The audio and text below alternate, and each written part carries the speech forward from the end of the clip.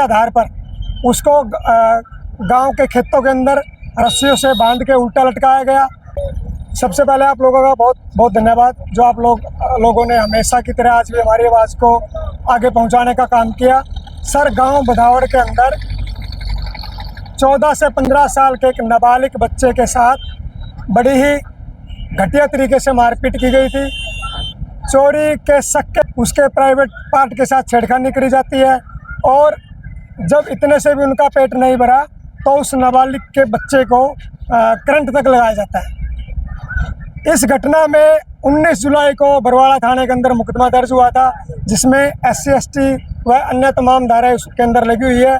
लेकिन 15 से 16 आरोपियों में से केवल एक आरोपी को गिरफ्तार किया गया है, जबकि पुलिस प्रशासन ने खुद माना है, DSP गौरव शर्मा जी ने, राजकुमार जी ने माना है कि जिन लोगों ने इस घटना को अंजाम दिया है वो सच्चे आरोपी है।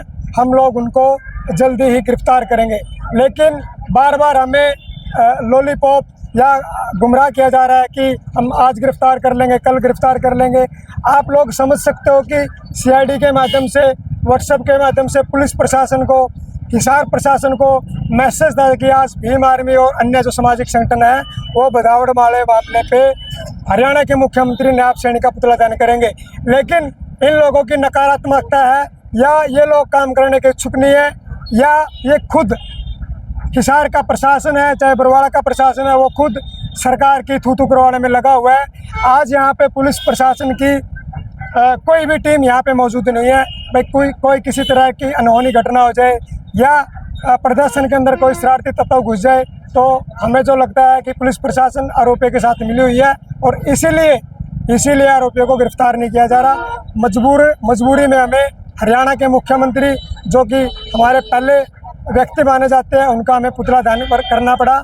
हमें इन नकारा लोगों से कोई उम्मीद नहीं थी। हम चाहते हैं कि हमारी आवाज़ ऊपर तक जाए, CM ऑफिस तक जाए, माननीय मुख्यमंत्री तक जाए, और वो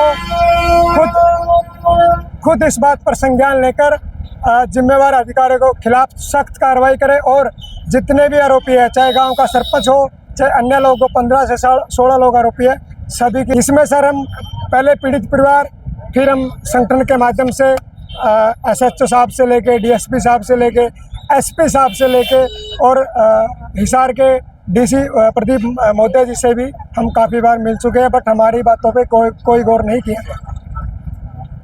जब पहले दिन आप लोगों ने धरना यहाँ लगाया था SDM कार्यालय के बिल्कुल सामने ही, जब पुलिस प्रशासन ने आपको एक आश्वासन दिया था कि वो 3 से 4 आरोपी है वो गिरफ्तार हो चुके हैं?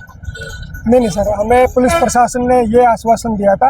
एक आरोपी हमारे सामने गिरफ्तार हुआ था, जिसका चलो नाम डिस्क्लोज करना ठीक नहीं है। बाकी DSP गौरव शर्मा जी ने ये कहा था कि आप मेरे को 3 से 4 दिन का समय दे दो, मैं बाकी जितने भी आरोपी है मैक्सिमम लोगों की गिरफ्तारी करके आप लोगों को संतुष्ट करने का काम करूँगा। उसके बाद हम DSP साहब से 2 बार मिले।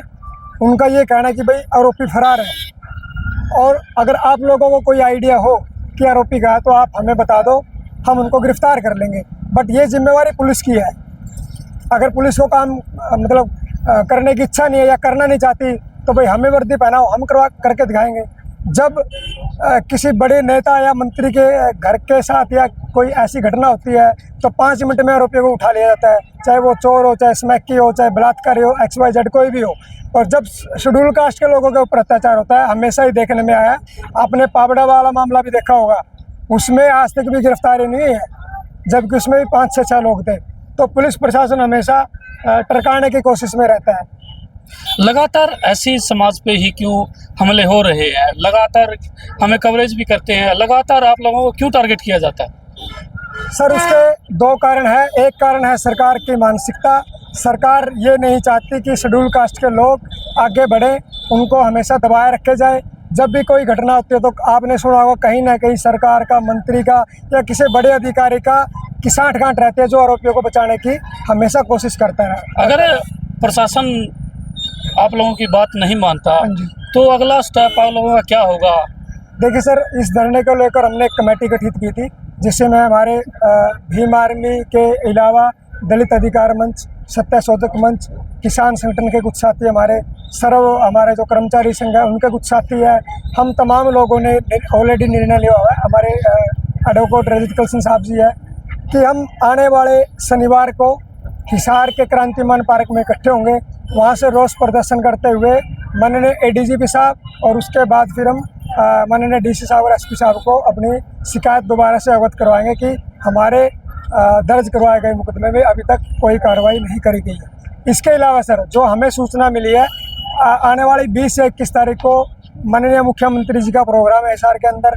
हम लोग तमाम, ना केवल भीमबार में, तमाम सामाजिक संगठन इकट्ठे होकर हरियाणा के मुख्यमंत्री से पहले से हम कोशिश करेंगे कि हमारे उनसे मुलाकात करवाई जाए। अगर हमारी मुलाकात नहीं करवाई जाती है तो हम तमाम लोग काले झंडे दिखाते हुए रोष प्रदर्शन करेंगे। और आने वाले हम लोग यहाँ भी नहीं रुकेंगे सर।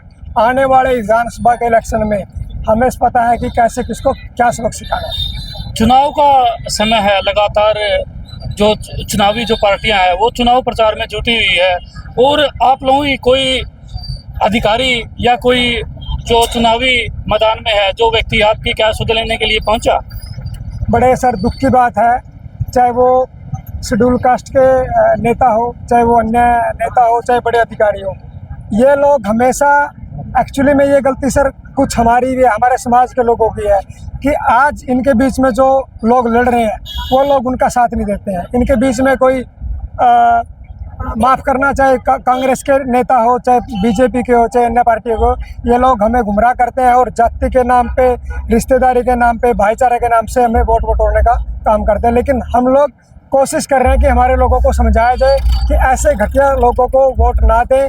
वोट उन लोगों को दे जो आप लोगों के साथ कंधे से कंधा मिलाकर खड़े हैं, जो लोग आपके हकों के लिए, जो लोग आपके न्याय के लिए मुकदमे भी झेलते हैं, लठ भी खाते हैं और जेलों के अंदर भी जाने का काम करते हैं। अपने एसडी कार्यालय से ये धरना आपने शुरू किया था, वहाँ इकट्ठे हुए थे, क्या कोई अधिकारी, प्रशासन का अधिकारी आपसे मिला के कुछ?